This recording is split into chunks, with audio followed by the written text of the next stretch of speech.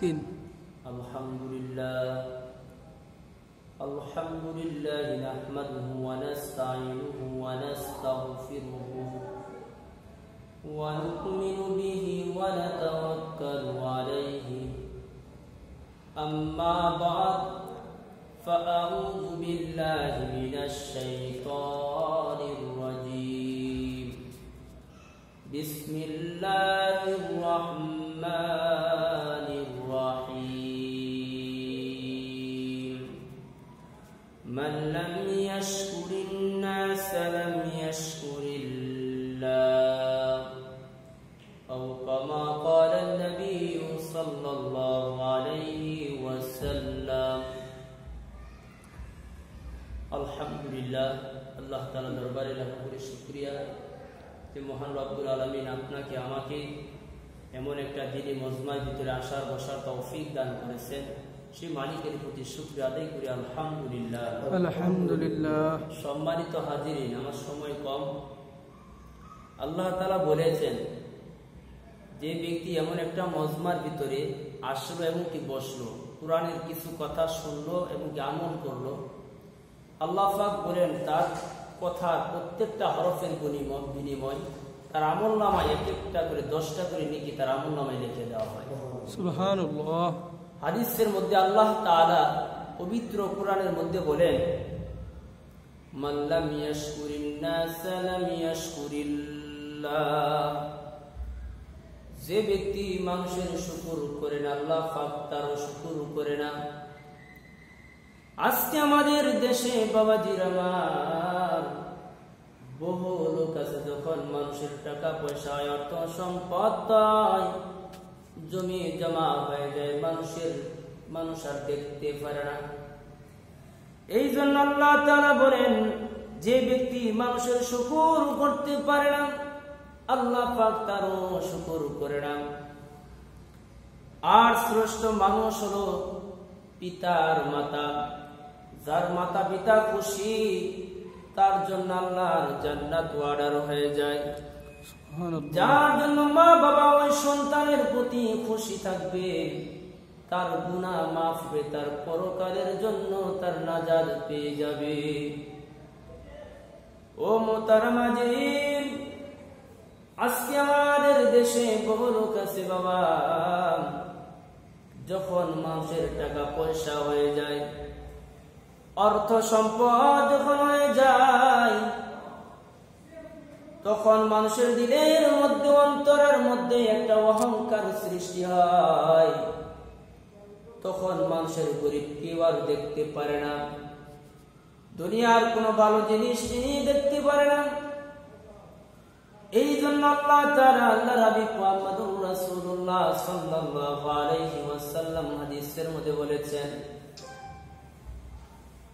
হযরত খিজির আলাইহিস সালাতু ওয়াস সালাম একদিন এক রাস্তা দিয়ে তিনি যাইতেছিলেন।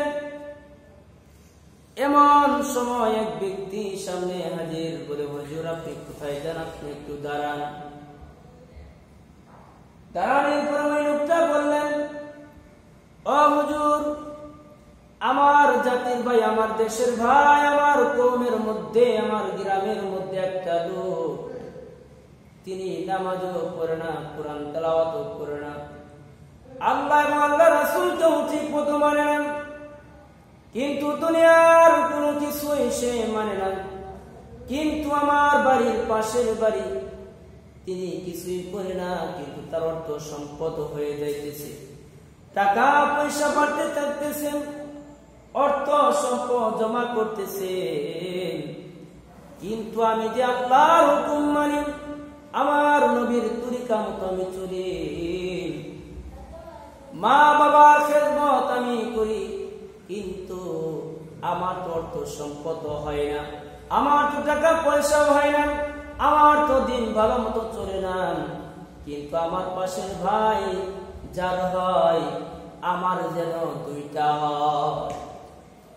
ও আল্লাহর নবী পয়গম্বর খিজির, আপনি আমার জন্য একটু দোয়া করেন, মালিকের কাছে দোয়া করেন, পাশের ভাইয়ের যদি একটা হয় আমার যেন দুইটা হয়।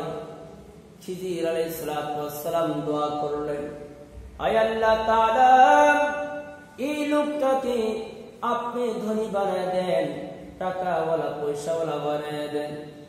খিজির আলাইহিস সালাম দোয়া করে চলে গেলেন।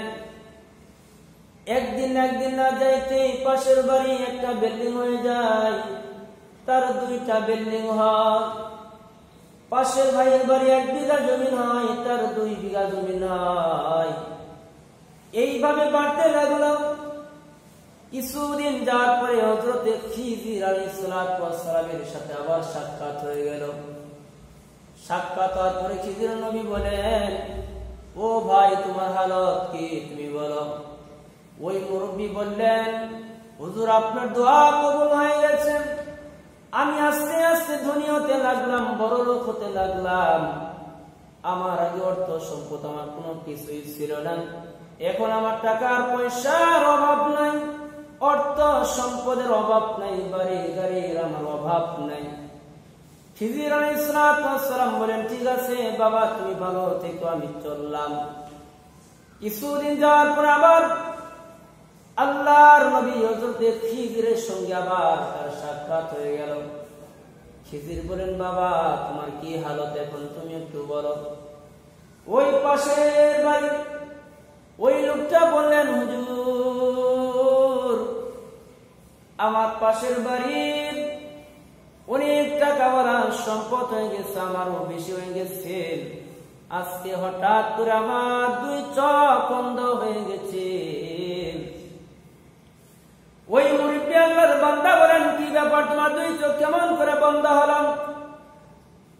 ওই মুরব্বি বলেন, বাবাজি হুজুর আমার পাশের ভাইয়ের 1 চোখ বন্ধ হয়ে গেছে, আমার 2 চোখ বন্ধ হয়ে গেছে। খিজির আলাইহিস সালাম এই কথা শুনে তিনি চলে গেলেন। এইভাবে তিনি ওই পাশের বাড়ি একটা হাত অবশ হয়ে যায়, তার 2টা হাত অবশ হয়ে যায়। এইভাবে আস্তে আস্তে তিনি ধ্বংসের মূল। পাশের বাড়ি 1 বিল্ডিং ধ্বংস হয়ে যায়, তার 2টা বিল্ডিং ধ্বংস হয়ে যায়। অর্থ সম্পদ টাকা পয়সা বাড়ি গাড়ি সব কিছু ধ্বংস হয়ে যায়। এই মুরব্বির বিবি হযরত খিজির আলাইহিস সালামের বাড়িতে চলে গেলেন। যে বলল, পয়গম্বর ও নবী আপনার কাছে আমি আসছিলাম। খিজির নবী বলেন, কেন তুমি আমার কাছে আসছো? হুজুর গো আমরা তো বুঝি নাই, আমার স্বামীও তো বুঝে নাই, না বুঝে আপনার কাছে দোয়া চাইছেন। বলো কি দোয়া? বলো পাশের বাড়ি যার অর্থ সম্পদ টাকা পয়সার অভাব ছিল না, তা দেখে আমার স্বামী লোভ করছিল। লোভ করার কারণে অহংকার করার কারণে ওই পাশের বাড়ির সমস্ত কিছু ধ্বংস হয়ে গেছে। আজকে আমার স্বামীরও সব কিছু ধ্বংস হয়ে গেছে। এই জন্য মুহতারাম হাজিরিন, আমাদের দেশে, আমাদের সমাজে, আমাদের কওমের মধ্যে বহু জাতি, বহু মুসলমান ভাই আছে, মানুষের উন্নতি দেখে নিজের সহ্য হয় না, মানুষের টাকা পয়সা বাড়ি গাড়ি দেখে আমার নিজের সহ্য হয় না। কিন্তু মুসলমান জানে না, অন্যের লোভ করার কারণে, অন্যকে ক্ষতি ফেলানোর কারণে, অন্যকে বিপদে ফেলার কারণে, কিন্তু নিজের অহংকার ভিতরে ঢোকার কারণে কিন্তু আল্লাহ পাক বলেন, যে ব্যক্তি অহংকার করবে তার সমস্ত কিছু আমি আল্লাহ তার অহংকারের কারণে শেষ করে দেই। আর আল্লাহর হাবিব মুহাম্মদুর রাসূলুল্লাহ সাল্লাল্লাহু আলাইহি ওয়াসাল্লাম বলেন, যে ব্যক্তি অহংকার করে তার আমল নেক আমলগুলো খেয়ে ফেলে। দুনিয়ার মধ্যে যেরকম ভাবে বাঁশের বেড়ার মধ্যে উলি যেভাবে বাঁশ বেড়া খেয়ে দেয়, তেমনি ভাবে মুসলমান কোন আল্লাহর বান্দা যদি অহংকার করে, কিন্তু তার নেক আমল ওই অহংকারের কারণে ওই উলির মতো তার আমল নেক আমল খেয়ে দেয়। সম্মানিত হাজিরিন, এই জন্য আমরা মানুষের অহংকার করব না। বাপ আল্লাহ তাআলা অহংকারটা একমাত্র মালিক করবে। আপনি আমি মানুষ, আল্লাহ আপনাকে আমাকে আল্লাহ পাক বানাইছেন, মানুষ কোনদিন অহংকার করতে পারে না। অহংকার একমাত্র আল্লাহ পাক করবে। অহংকার, নবী সাল্লাল্লাহু আলাইহি সাল্লাম বলেন, যে ব্যক্তি অহংকার করে সে আমার চাদর নিয়ে টানাটানি করে। তাহলে আমি কেমন নবীর উম্মত, আমি কেমন নবীর আশে, আমি নবীর চাদর নিয়ে টানাটানি করি গায়ে। সম্মানিত হাজিরিন, অহংকার যেন আমাদের দিল থেকে সরে যায়।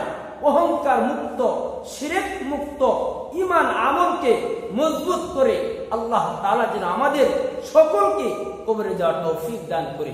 আমিন।